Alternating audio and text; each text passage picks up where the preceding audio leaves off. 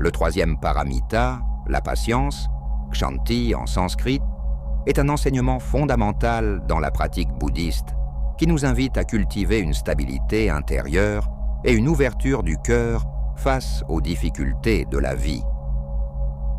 Cette pratique est particulièrement importante dans notre monde moderne, où les sources de stress et de conflits sont omniprésentes. La patience, telle qu'elle est enseignée dans le bouddhisme, va bien au-delà de la simple capacité à attendre calmement. Elle implique une transformation profonde de notre façon de percevoir et de réagir aux défis de la vie. Cette qualité nous permet de rester ancrés et ouverts, même lorsque nous sommes confrontés à des personnes difficiles ou à des circonstances déstabilisantes. Dans notre vie quotidienne, nous sommes souvent confrontés à des situations où nous nous sentons blessés ou contrariés par les actions des autres. Notre réaction instinctive est souvent de riposter, de nous mettre en colère ou de nourrir du ressentiment. Ces réactions, bien que naturelles, ne font généralement qu'aggraver la situation et alimenter un cycle de négativité. La pratique de la patience nous invite à adopter une approche radicalement différente.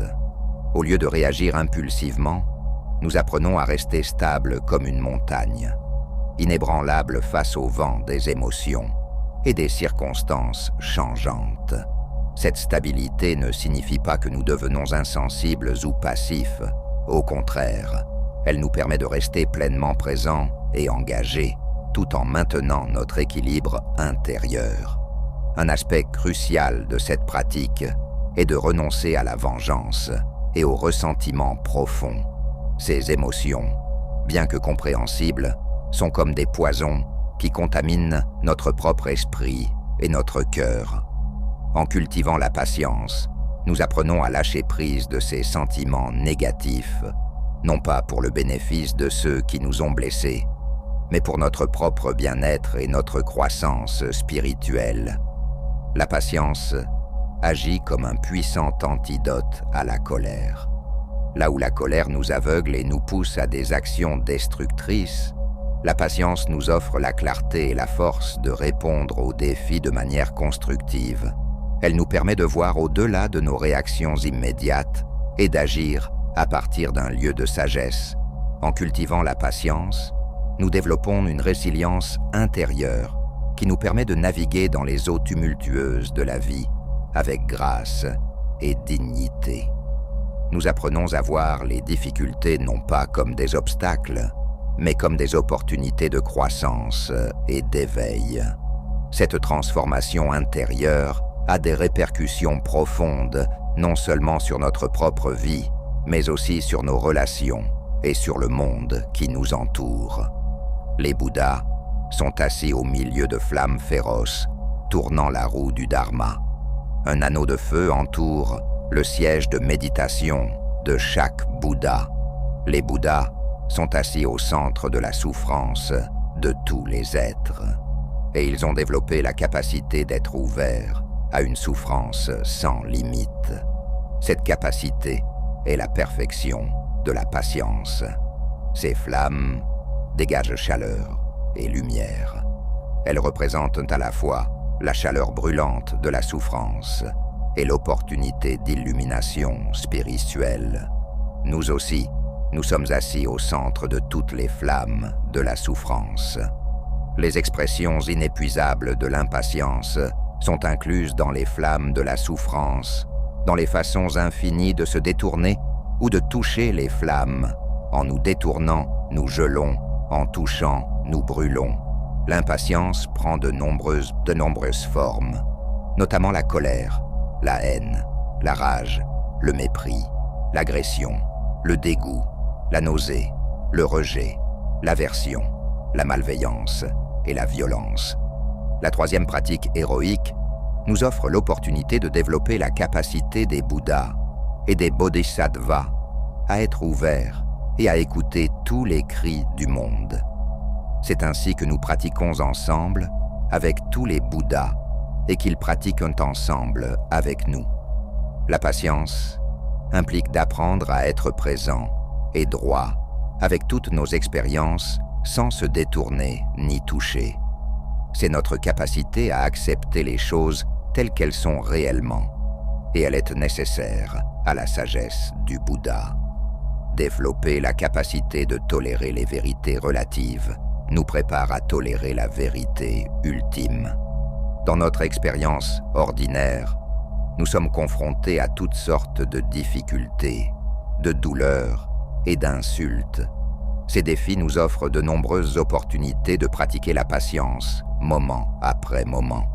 C'est l'expérience que nous appelons samsara. C'est le monde du cycle de la naissance et de la mort, qui est souffrance. L'expérience du samsara coexiste avec une autre expérience appelée nirvana, qui est paix et liberté. Dans le nirvana, il n'y a ni naissance ni mort. Dans la pratique mûre et sincère de la patience, au milieu de la naissance et de la mort, nous réalisons que la naissance, la mort et le nirvana ne font qu'un. En tant que bodhisattvas, nous vivons notre vie par des vœux et des actes de compassion dans l'océan des êtres vivants. De cette façon, les bodhisattvas marchent sur le chemin des Bouddhas. Les bodhisattvas apprennent à être patients et présents avec le plaisir qu'ils peuvent ressentir lorsqu'ils semblent habiles ou lorsqu'ils obtiennent quelque chose qu'ils pensent vouloir. Les bodhisattvas apprennent également à être patients et présents avec la douleur qui survient lorsqu'ils sont maladroits ou lorsqu'ils obtiennent quelque chose qu'ils ne pensent pas vouloir.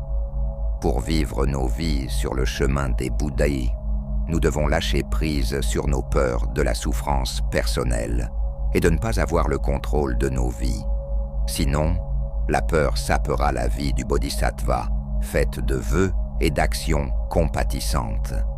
La peur ne nous arrête pas complètement, mais parfois, elle nous arrête temporairement. Nous nous écartons parfois des actes de compassion pour nous engager dans des actes qui ne sont pas généreux, éthiques ou patients, parce que la peur nous distrait de notre vœu d'être compatissant. Il est possible de devenir tellement concentré que nous entrons dans un excellent endroit agréable où il n'y a pas de sensations douloureuses.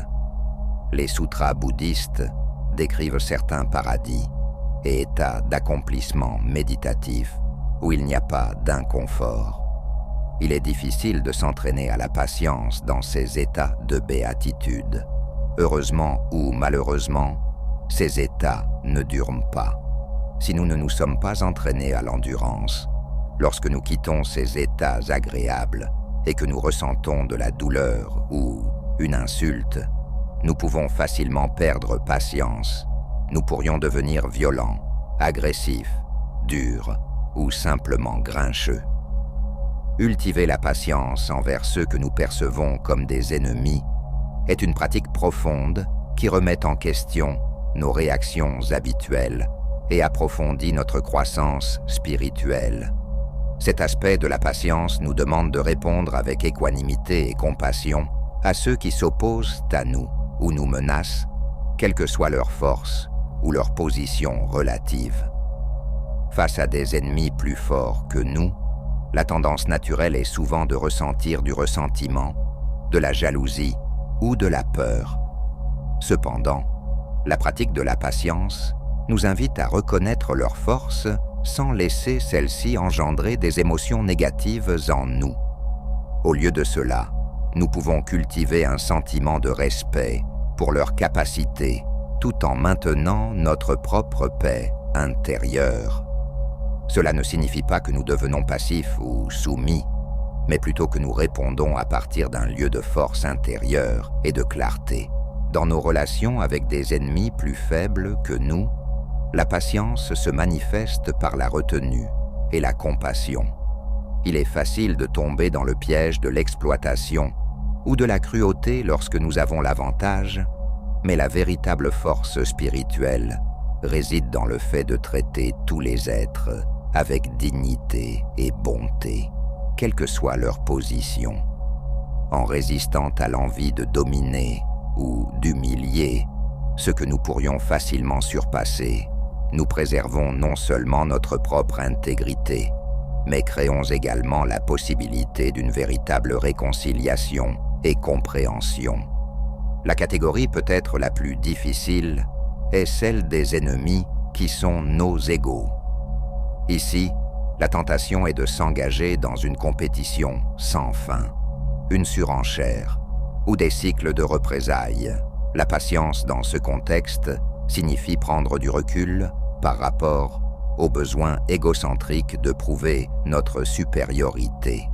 Au lieu de cela, nous pouvons chercher un terrain d'entente, pratiquer l'écoute active et travailler à des solutions mutuellement bénéfiques.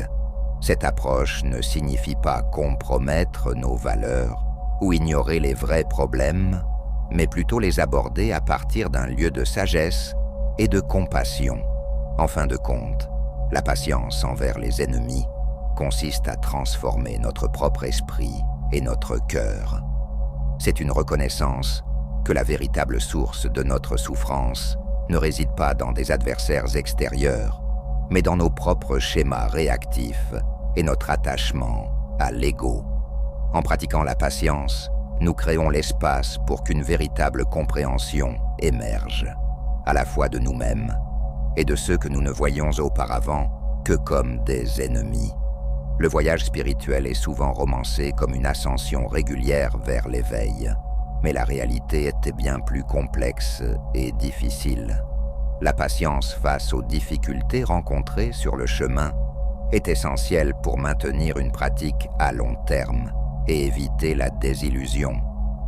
L'un des principaux défis auxquels les pratiquants sont confrontés est l'écart entre les attentes et la réalité.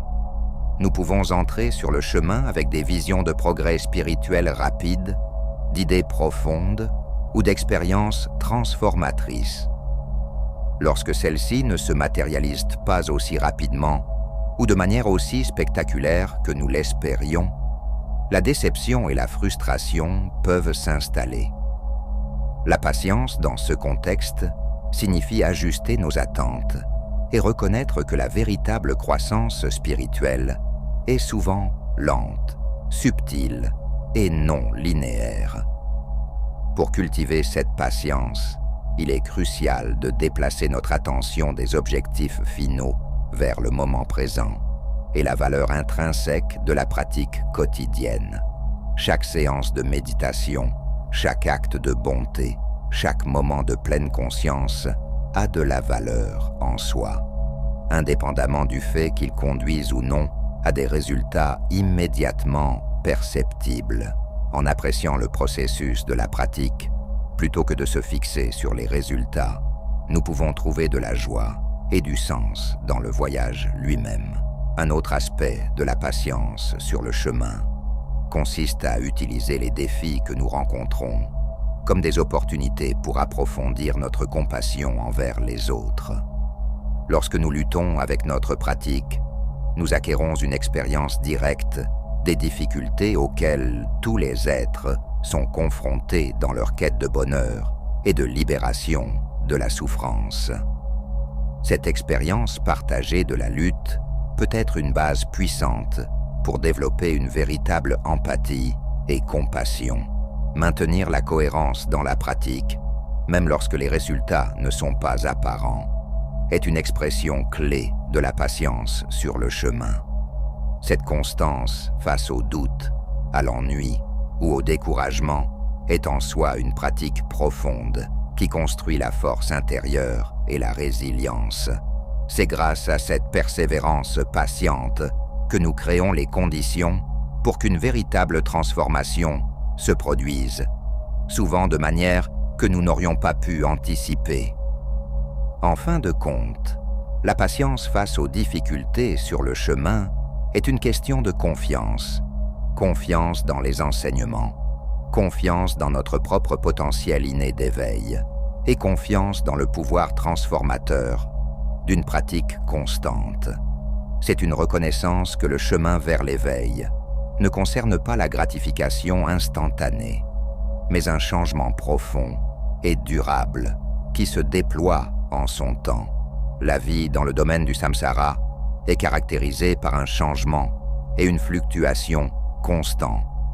Cultiver la patience face à ces inévitables hauts et bas est essentiel pour maintenir l'équanimité et poursuivre notre pratique spirituelle au milieu du tumulte de l'existence quotidienne. À sa base, cet aspect de la patience est ancré dans une compréhension et une acceptation profonde de l'impermanence. Les expériences positives et négatives sont temporaires, surgissant et disparaissant selon les causes et les conditions. En intériorisant cette vérité, nous pouvons apprendre à surfer sur les vagues de l'expérience sans être excessivement exaltés par les succès ou écrasés par les revers. Développer l'équanimité est une pratique clé dans la culture de cette forme de patience. Cela ne signifie pas devenir indifférent ou détaché de nos expériences, mais plutôt développer un esprit qui n'est pas excessivement influencé par les circonstances extérieures. Nous apprenons à maintenir un centre stable au milieu des tempêtes de la vie, sans nous accrocher aux expériences agréables ni repousser les désagréables. Un changement crucial de perspective se produit lorsque nous commençons à voir les difficultés non pas comme des obstacles à éviter, mais comme des opportunités de croissance et de purification karmique. Chaque défi devient une chance de mettre notre pratique à l'épreuve, de développer notre résilience et d'approfondir notre compréhension de la nature de la réalité. De cette façon, même les circonstances les plus éprouvantes peuvent être intégrées dans le chemin de l'éveil. Maintenir une perspective plus large est essentiel lorsqu'on pratique la patience face aux hauts et bas de la vie.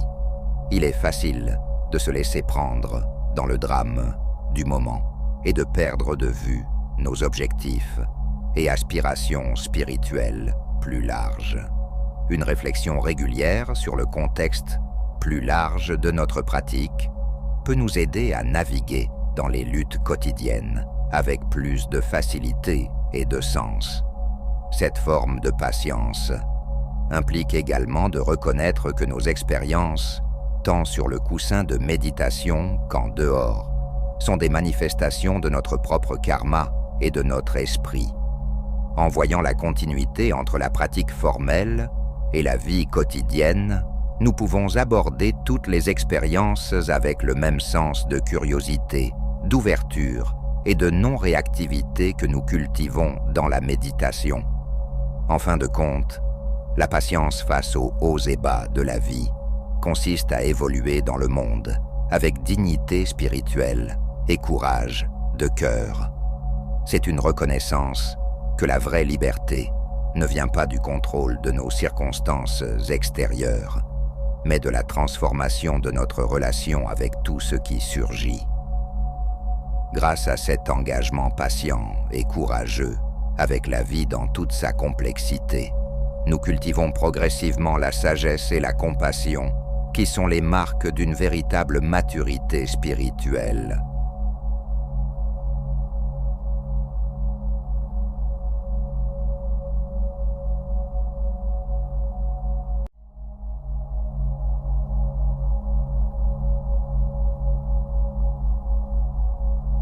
Nous avons tous déjà été pris dans un tsunami de pensées négatives.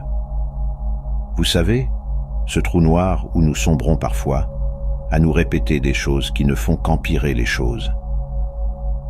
Un gros nuage noir, dans lequel se brassent des pensées sombres, ce qui le rend encore plus sombre.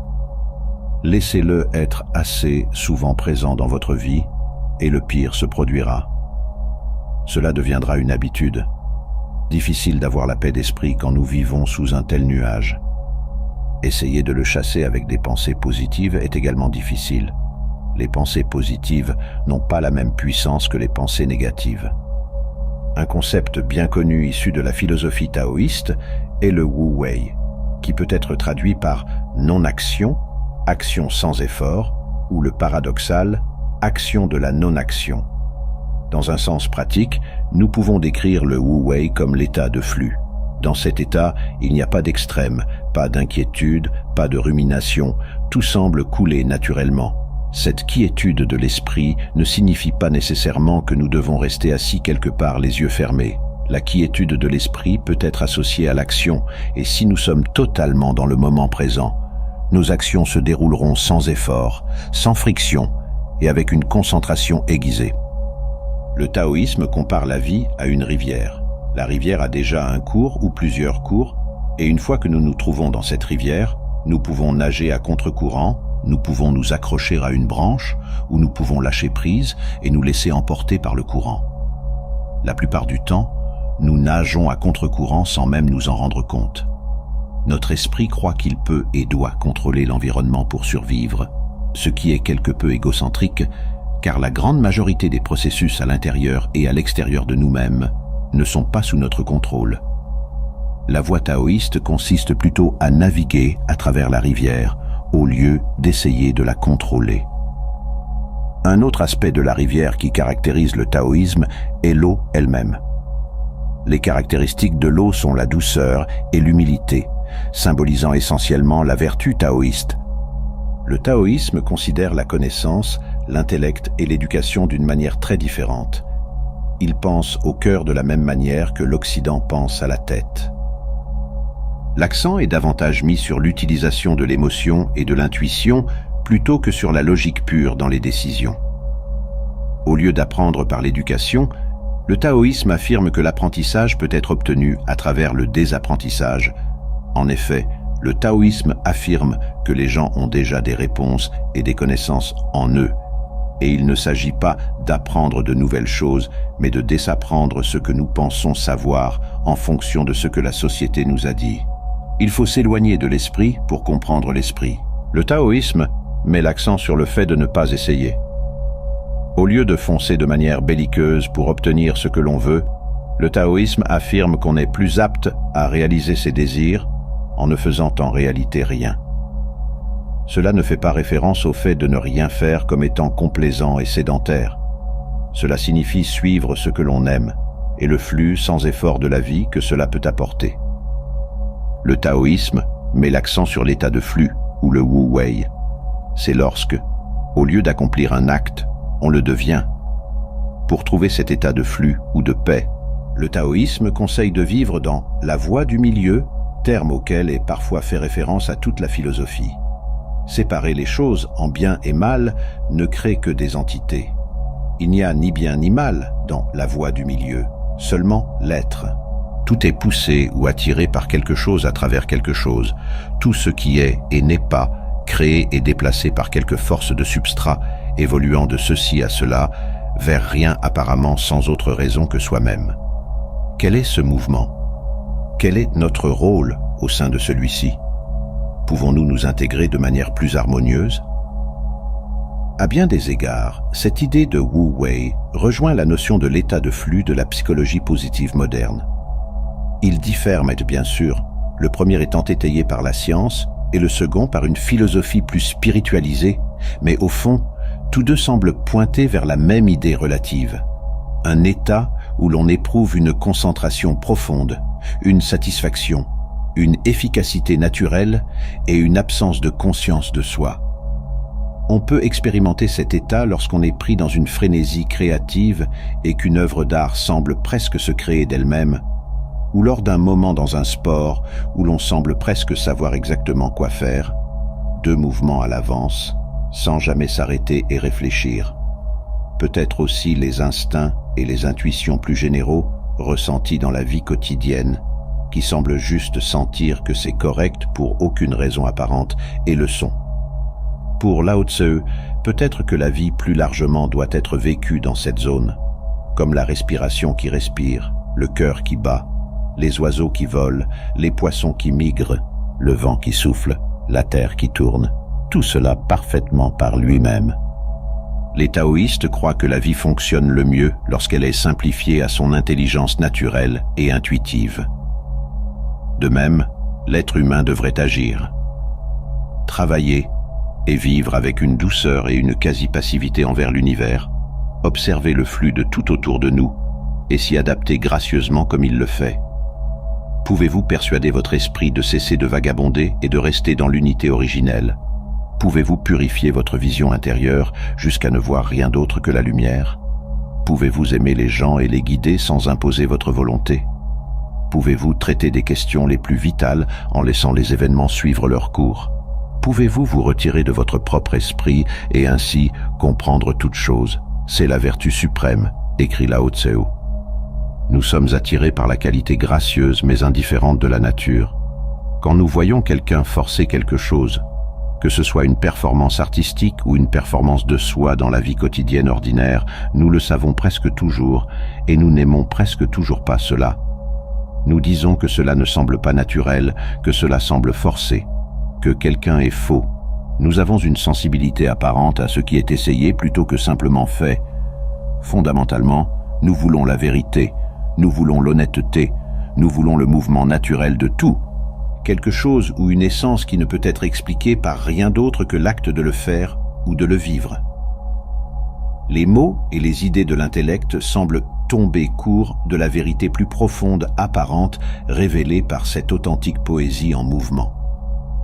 De manière réaliste, cette notion de ne pas essayer et de renoncer à l'effort conscient est peut-être pratique et efficace dans des cas artistiques, athlétiques et certains contextes sociaux.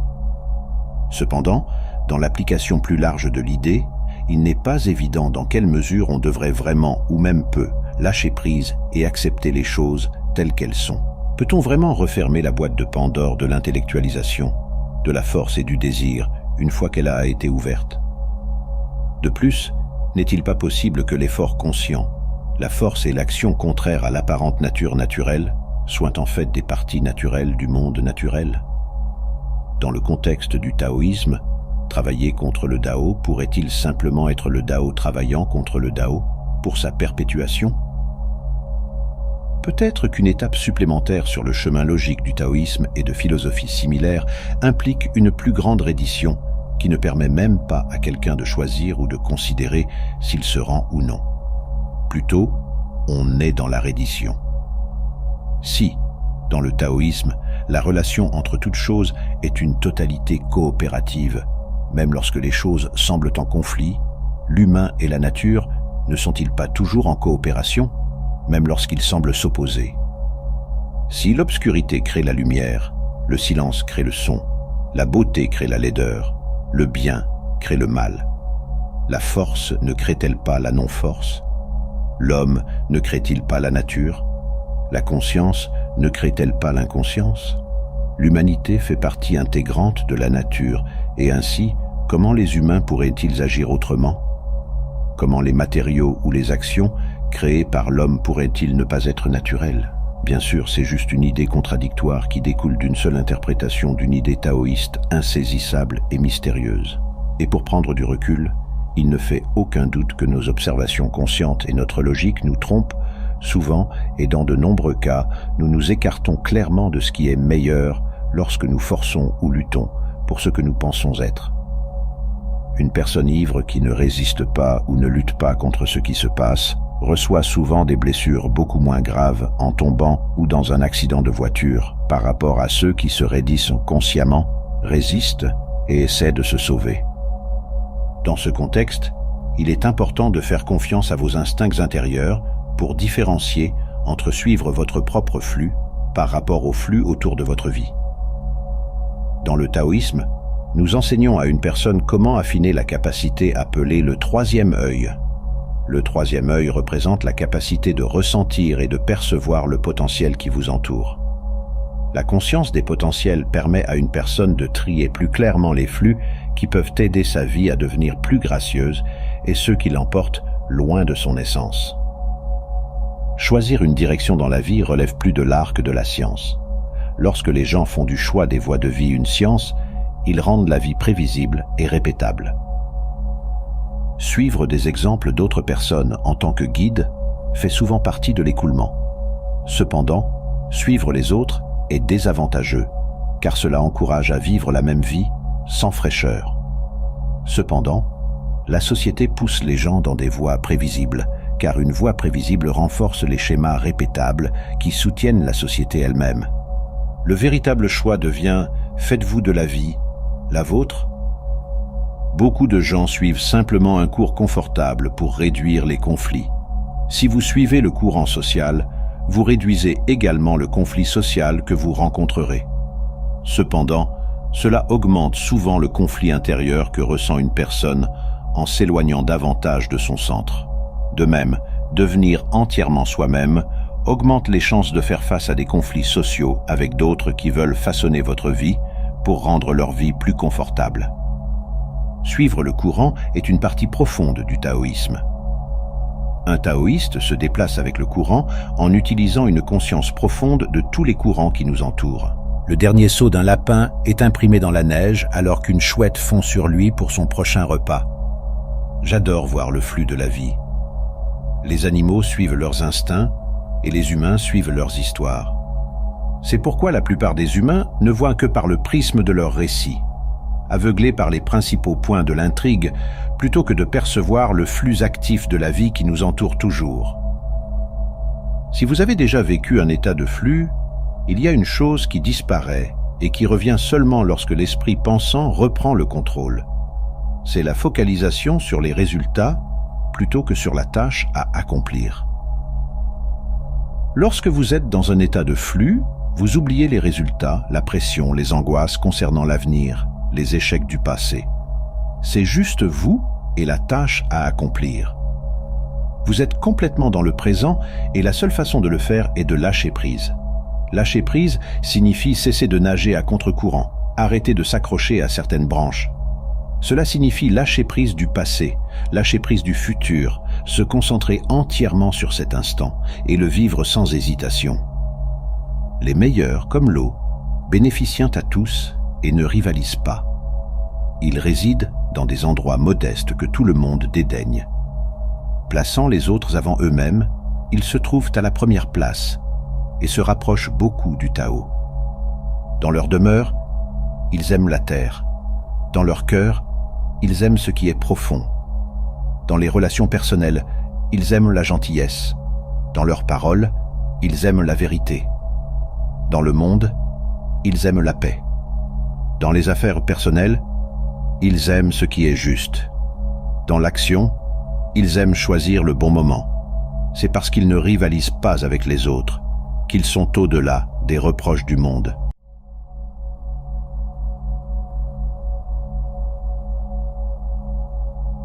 Dans le monde moderne, nous comparons sans arrêt le temps à l'argent. Au cours du dernier siècle, les progrès dans la technologie des télécommunications et des transports nous ont permis d'économiser beaucoup de temps. Ironiquement, nous nous retrouvons plus occupés que jamais. Nous sommes pressés d'accomplir de plus en plus en moins de temps. Le résultat est que nous sommes toujours pressés et n'avons pas le temps de profiter de la vie. Cette culture de la hâte nous coûte notre santé et notre bonheur en produisant un stress inutile. Si vous souhaitez apprendre la patience, cette leçon va devenir intéressante. Pour comprendre la patience, il est préférable de d'abord comprendre l'impatience. La patience est l'une des qualités les plus difficiles pour moi à embrasser. Le troisième principe du taoïsme met l'accent sur le cycle de la vie. Notant que la nature ne se presse pas, pourtant tout est accompli. Le taoïsme souligne le modèle de 24 heures du jour et de la nuit, les 4 saisons, printemps, été, automne, hiver, et le cycle de vie de la naissance à la mort. Cette approche cyclique est importante à rappeler lorsque les choses deviennent mouvementées. L'impatience signifie que vous êtes en mouvement et que vous ne prêtez pas attention à ce qui vous entoure. Être impatient, c'est aller à contre-courant et être constamment décalé. Le problème avec la patience, c'est qu'elle n'est pas une définition statique. Malgré ce que le dictionnaire vous dit de persévérer tranquillement et régulièrement, en attendant plus de détails. Elle change toujours par rapport à ce contre quoi vous travaillez. Si vous essayez de forcer la patience à suivre un rythme standard, vous échouerez la plupart du temps. Si vous décidez d'apprendre la patience dans le vide, par vous-même, vous ignorez ce qui vous entoure. Vous serez toujours désynchronisé et vous sentirez impatient.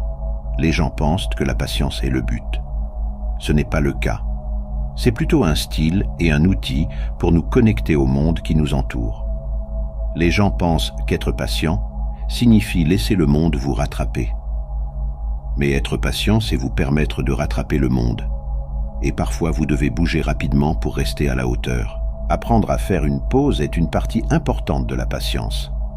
Faire une pause n'est pas la même chose qu'attendre, et la patience n'a rien à voir avec l'attente.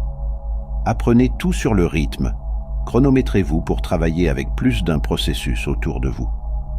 Comme le monde autour de vous est en mouvement, en évolution et que chacun est différent, la patience nécessite flexibilité et minutage. Parfois, allez lentement pour laisser tout se mettre en place. Parfois, avancez avec certitude et permettez à tout de vous rattraper. La patience consiste à ajuster votre rythme à l'essence présente. Si vous voulez apprendre la patience, ne vous laissez pas tromper par l'attente. Pratiquez plutôt la pause dans la conscience et connectez-vous à la fois à vous-même et à la vie qui vous entoure. La patience consiste à se connecter au monde qui vous entoure. Vous n'êtes pas patient si vous traînez ou êtes traîné par le monde. Vous êtes patient si vous ajustez votre rythme aux connexions et aux motifs qui vous entourent. Comment puis-je retrouver ma patience ? L'impatience représente également le désir d'agir. L'impatience représente le potentiel accumulé à l'intérieur d'une personne, essayant de la pousser vers un endroit plus naturel. Lorsque vous êtes dans un état d'impatience, fermez les yeux, écoutez votre potentiel intérieur, libérez lentement vos actions et avec un guidage intérieur, utilisez votre impatience comme une force pour stimuler des actions créatives. Commencez par de petits pas. Si vos actions sont interrompues par des influences extérieures, abandonnez ces petites actions et essayez différentes actions, ne forcez pas. Si vos actions dévient, alors vous poussez trop fort et réduisez l'intensité de vos actions. Cependant, une fois que vos actions plus petites sont soutenues par des événements extérieurs ou qu'elles progressent de manière ininterrompue et correcte, ajoutez plus d'énergie à ces actions en utilisant un soutien externe supplémentaire. Commencez avec environ 60% d'actions, juste assez pour avancer. Pour information, 50% d'actions signifie simplement maintenir le statu quo. Moins de 50% représente la dépression et la décadence. Il y a une fine ligne quant à la force que vous placez dans l'action pour surmonter l'impatience. Découvrir que la sagesse réside dans la patience. Mais l'impatience peut également servir d'outil pour explorer le potentiel intérieur qui se construit en chacun de nous.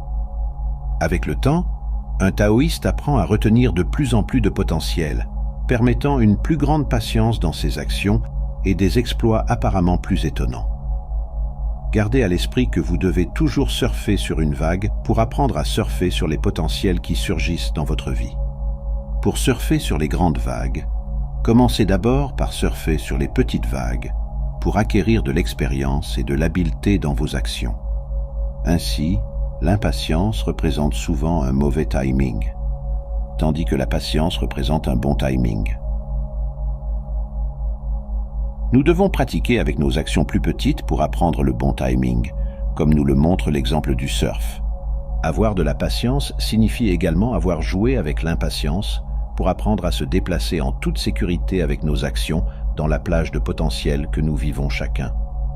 La patience et l'impatience peuvent travailler en tandem l'une avec l'autre, pour nous compléter en tant qu'être humain réalisé. La patience de la montagne.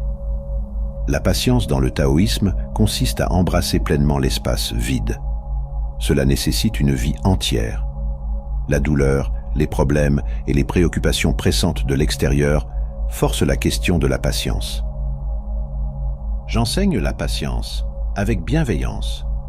Je sais que bien des enseignements du taoïsme prennent 10, 20, 30, voire plus, d'années pour être maîtrisés, ce que la plupart des gens n'ont pas la patience d'adopter dans ce style d'exploration.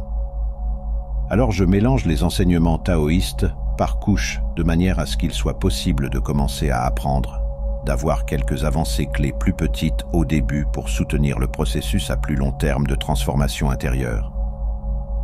Il ne s'agit pas de guérir tous ces problèmes d'un coup.